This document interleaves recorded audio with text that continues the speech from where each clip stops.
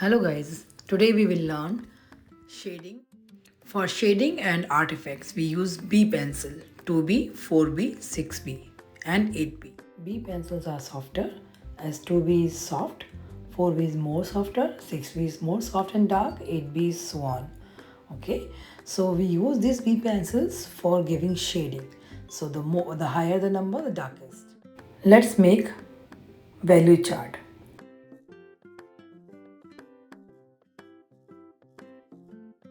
Light tone, medium tone and dark tone. I am using 4B to create all these three tones. When you're doing the light tone, touch the paper very slightly. Increase the pressure as you go towards the dark.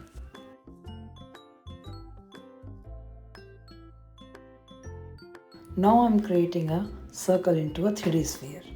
This is your light source, light coming from this direction to the circle. Now create a base. This is a circle. So first we'll create a light tone first. Remember that the pressure should be very light. That means you're touching the paper very slightly with the pencil. We have to smooth out our strokes using the blending stem. Use your blending stem in the same direction your strokes are.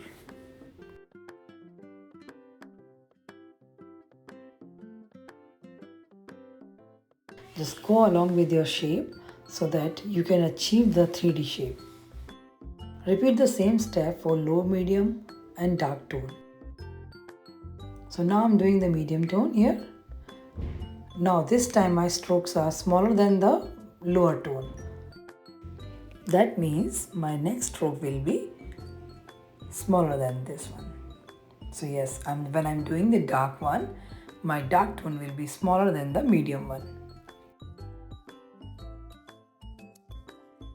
Now it's time to merge with blending stump. Make sure that you blend it very smoothly.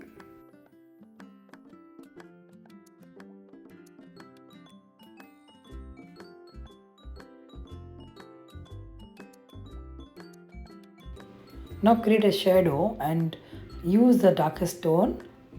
Use kneading eraser to lift a little bit of graphite from the sides of the bulb.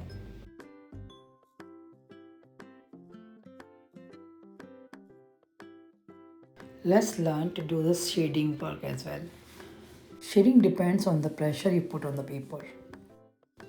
Start your stroke with high pressure, medium and then zero.